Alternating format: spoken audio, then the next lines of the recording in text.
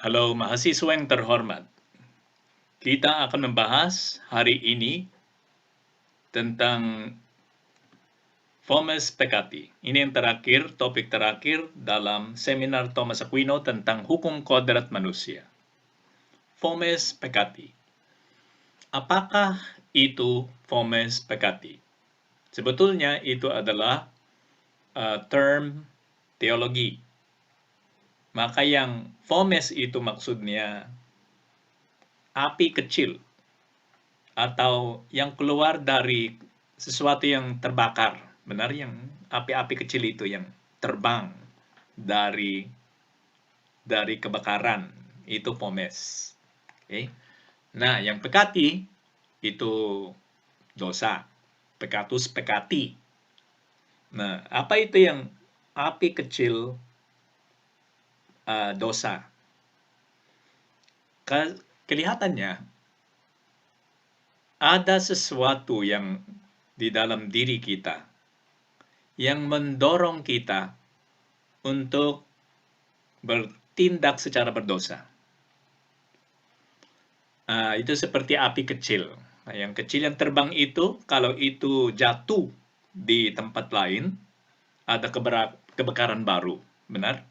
Maka walaupun sangat kecil, kalau itu terbang dan jatuh di tempat lain, itu akan menyebabkan kebakaran yang besar juga. Itu fomes peccati. Maka semua orang kelihatannya ada fomes peccati. Nah, pertanyaannya, apakah itu termasuk hukum kodrat manusia? Nah, karena secara natural itu terjadi. Itu sangat biasa. Sehingga siapa tahu kalau itu bagian dari hukum kodrat manusia. Nah, gambarnya itu si Harry Potter.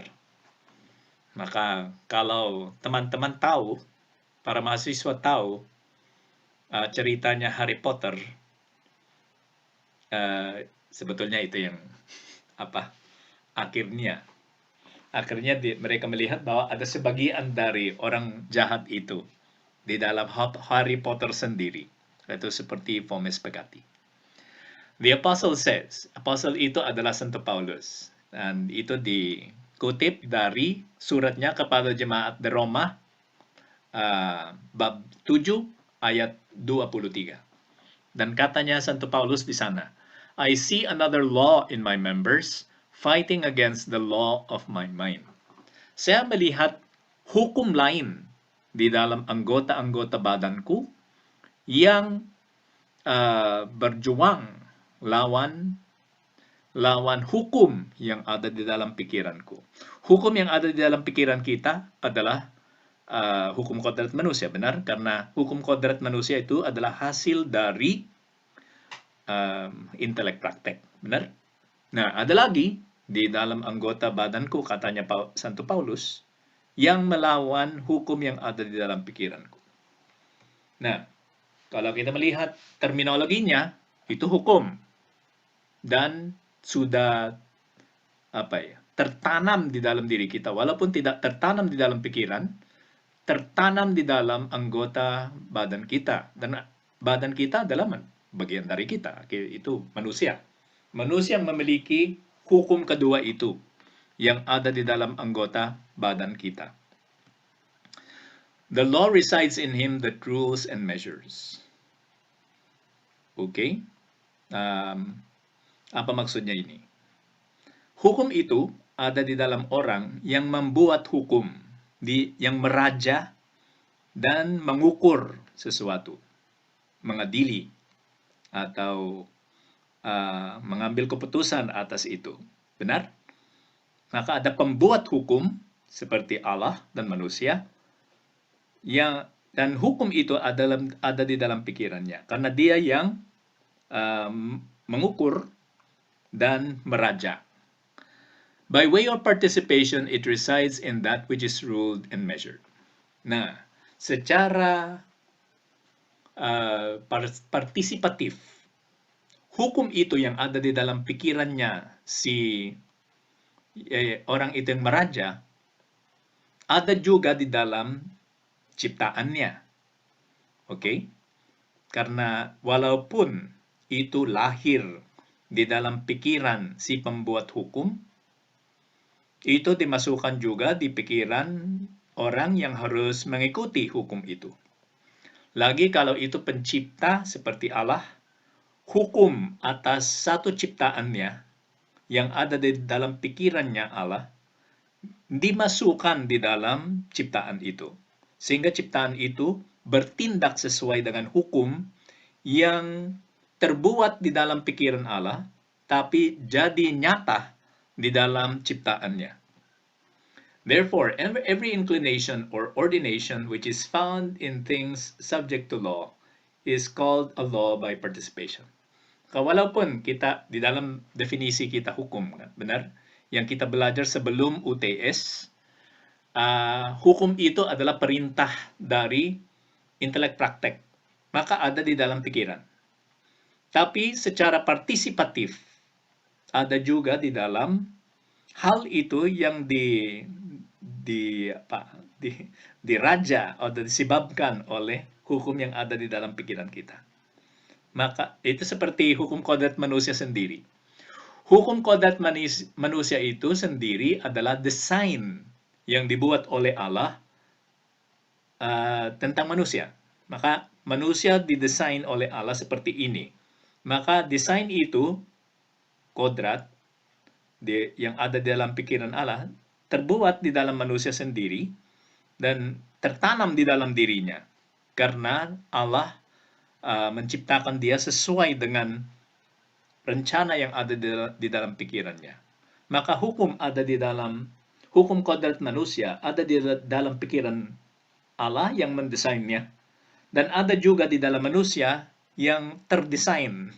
Didesain sesuai dengan desain itu. Sesuai dengan rencana itu. Maka ada dua tempatnya hukum kodrat manusia. Ada di dalam pikiran Allah, ada di dalam manusia. Now, those who are subject to a law may receive a twofold inclination from the lawgiver. Okay.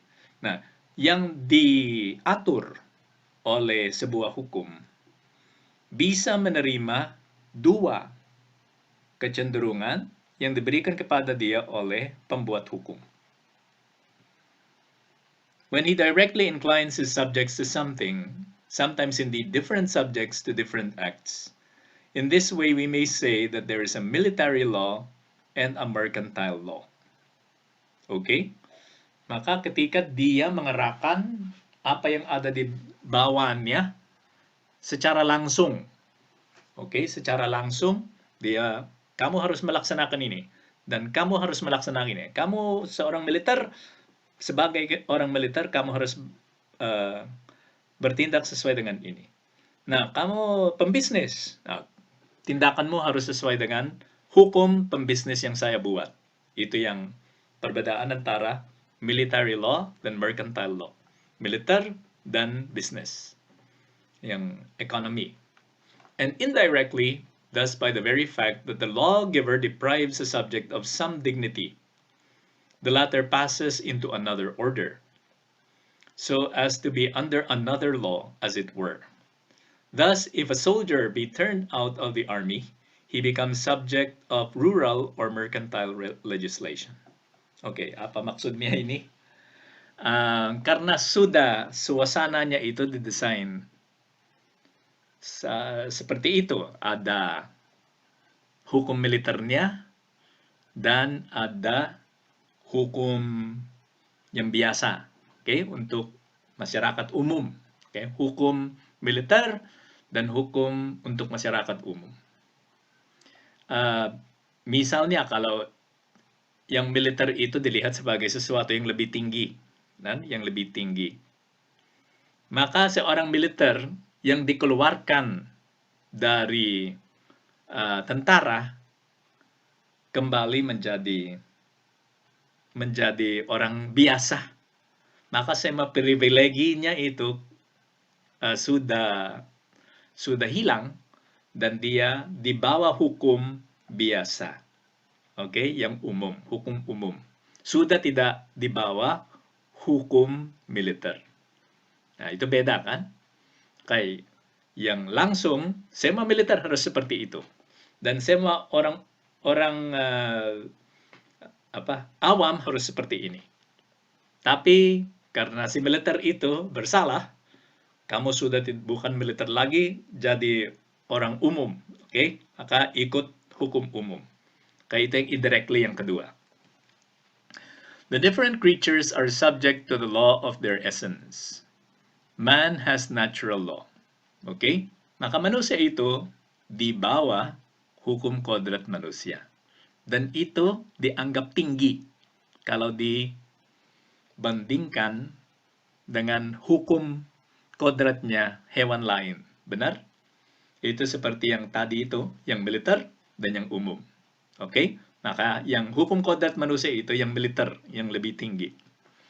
But when man turned his back on God, he fell under the influence and the law of his sensual impulses. Tapi, kalau manusia itu, yang di bawah hukum kodrat manusia, meninggalkan Tuhan Allah, maka dia sudah tidak layak dianggap seperti termasuk ini, dan human natural law, yang hukum kodrat manusia. Dan dia jatuh masuk di dalam hukum umum. Tapi kalau itu yang militer dan hukum umum itu yang militer awam, benar? Tapi kalau itu manusia, yang di bawah manusia adalah hewan. Maka manusia itu yang sudah meninggalkan Allah, jatuh menjadi seperti hewan. Oke? Maka yang hukum manusia itu, dia tinggalkan, dia mengikuti hukum hewan. Nah, dia bertindak seperti hewan. This very inclination of sensuality is called the fomes. Maka bertindak seperti hewan itu, dan ada bagian kita yang adalah hewan, benar? Kalau kita tidak memperhatikan yang manusiawi, kita akan bertindak seperti hewan. Kalau kita tidak memakai akal budi dan kehendak kita yang mencari yang kebaikan, maka kita jatuh menjadi hewan. Menjadi masuk di dalam bagian kita yang lebih bawah. Itu yang inferior. Itu fomes. Itu yang fomes peccati. Hukum inferior. In other animals, has simply the nature of law by reason of a direct inclination. Nah, kalau yang hukum hewani itu biasa bagi hewan. Maka kalau dia bertindak sesuai dengan hukum hewani, itu benar dan baik. Tapi kalau manusia bertindak sesuai dengan hukum hewani, itu tidak baik. Karena itu tidak sesuai dengan kodratnya. But in man, it has not the nature of law in this way. Rather, it is a deviation from the law of reason. Bagi manusia, bertindak seperti hewan, itu bukan hukumnya sendiri. Maka itu salah, deviation. Mengeluarkan diri dari hukum yang benar, hukum dari intelek yang rasional. But since by the just sentence of God, man lost original justice, and his reason bereft of its vigor, this impulse of sensuality has become like a law. Okay? Dari iman, kita tahu bahwa ada hukuman yang dijatuhkan di atas manusia. Maka yang kontrol dirinya, yang dulu sempurna di dalam Adam dan Hawa, kontrol dirinya yang sempurna dulu di dalam Adam dan Hawa hilang. Dan lukanya itu ditetapkan oleh Allah sebagai hukuman bagi manusia ini. Sehingga semua manusia di bawah Adam dan Hawa sudah terluka dengan itu. Dan yang sensualitas kita, kecenderungan untuk berbuat buruk ada. Sehingga menjadi seperti hukum. Karena menjadi seperti kebiasaan di dalam manusia. Tapi tidak sesuai dengan kodratnya. Fomes peccati as law. Fomes peccati sebagai hukum. Every natural law is a participation in the eternal law. Human natural law is a participation in the eternal law. Hukum kodrat manusia adalah sebuah partisipasi atau mengambil bagian dalam hukum abadi. diambil dari Tuhan. Hukum kodrat manusia itu adalah buah pikirannya Tuhan. Okay? Perintah dari Tuhan. Sebagian dari, karena dia punya banyak perintah. Dia tidak memerintahkan hanya di dalam kasusnya manusia. Dia juga memerintahkan atas semua hewan dan semua ciptaan yang ada. Tapi yang khusus karena itu bagi makhluk yang bebas. Yang lain itu tidak bebas.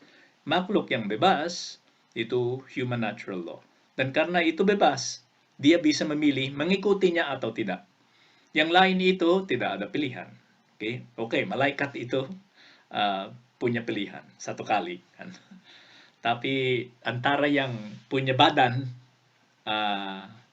hanya satu makhluk yang kelihatannya ada pilihan bebas, yaitu manusia. Participation in God's law is manifested as an inclination. Okay? Maka semua hukum kodrat manusia yang baik itu yang mengerahkan kita kepada yang baik itu adalah hukum. Benar? Nah, inclination is manifested once the person acts normally and conscience gives a command based on human natural law. Maka itu menjadi jelas waktu orangnya mulai bertindak. Okay? Ada pilihan di depannya itu, ibunya ada di depan atau ayahnya ada di depan, maka dia bertindak dengan menghormati ibu dan ayahnya. Sejak awalnya, ya penghormatan pertamanya kepada ibu dan ayah keluar secara natural. Dia tidak terlalu memikirkannya. Tapi akhirnya dia bisa membuat perintah itu. Oh, memang aku harus mencintai dan menghormati ayah dan ibuku. Baru menjadi seperti hukum kodrat manusia yang nyata. But there are inclinations that look evil. Tapi di dalam manusia sendiri, kalau kita observasi dari luar, ada kecenderungan untuk berbuat jahat. This is why we sometimes think that what is evil belongs to natural law. Oleh karena itu, karena kita melihat bahwa ada kebiasaan untuk berbuat jahat. Jadi misalnya sombong atau marah berat, benar? Atau tergoda untuk mencuri sesuatu. Ada kecenderungan seperti itu kan? Atau menipu orang, ada kecenderungan. Nah, pertanyaannya apakah itu termasuk hukum kodrat manusia? Karena itu kecenderungan yang kita bisa melihat di dalam manusia. The problem is we can construct our own inclinations to the extent that the inclinations look natural when they are not so from the very beginning. Salahnya kalau kita hanya melihat secara empiris berapa kali kita melaksanakan itu, kita bisa mengambil keputusan yang salah bahwa karena itu sering terjadi, maka itu termasuk kodrat kita. Itu kodrati bagi manusia. Kita tahu banyak tindakannya manusia yang bisa saja disebut kodrati, natural bagi manusia karena dia sering melaksanakannya. Jadi sombong, tidak perlu peduli kepada orang lain, melukai orang lain, mencari self-interest, ya. Self-interestnya, apakah itu termasuk hukum kodrat manusia? The problem, we construct inclinations. Oleh karena itu, ada yang disebut homo homini lupus, kan? Maka, manusia itu menjadi serigala bagi manusia lain. Tapi tidak. Apa yang terjadi di sini? Banyak kali dengan mengetahui bukan hanya yang kecenderungan itu atau membuat observasi dari luar, kita bisa melihat bahwa ada kontradisinya. Orang yang cenderung atau masyarakat yang cenderung menipu, rasa kita selalu ada sesuatu yang salah, benar? Atau kalau di dalam satu keluarga sudah biasa tidak menghormati orang tua, masih ada sesuatu di dalam diri kita yang mengatakan ada sesuatu yang salah dengan itu, kan? Dan juga bertabrakan dengan perintah lain yang juga adalah kecenderungan. Maka akal budi kita itu harus menjadi logis sehingga kita bisa melihat kontradisinya dan bisa memilih apa yang benar dan ada apa yang salah. Walaupun ada kecenderungan jadi sombong, marah, tapi yang kesombongan dan kemarahan itu kita bisa melihat secara intelektual bahwa itu tidak sesuai dengan yang lain, benar? Tidak sesuai dengan yang lain yang termasuk hukum kodrat manusia. Kalau begitu, itu bukanlah uh, tidak termasuk hukum kodrat manusia dan bukan hukum seperti kodrat manusia. Tapi bisa disebut hukum menurut Thomas Aquino karena itu adalah kecenderungan yang ada di dalam diri kita yang sering terjadi, ada kebiasaan. Tapi hukum bukan hukum kodrat manusia, bukan natural bagi dia, bukan sesuatu yang benar, yang baik bagi dia. Tidak bisa dianggap baik. Nah, masalahnya sekarang, sebabnya kita tidak tahu. Kenapa di dalam manusia itu ada kecenderungan seperti itu, yang ada kontradisinya. Kalau itu tidak termasuk kodratnya, kenapa dia tetap melaksanakannya dan sering melaksanakannya? Jawabannya adalah dosa asal. Tapi dosa asal itu yang adalah jawabannya tidak bisa ditemukan di dalam filsafat dan di dalam sains. Hanya bisa ditemukan di dalam agama. Maka tidak bisa dipakai.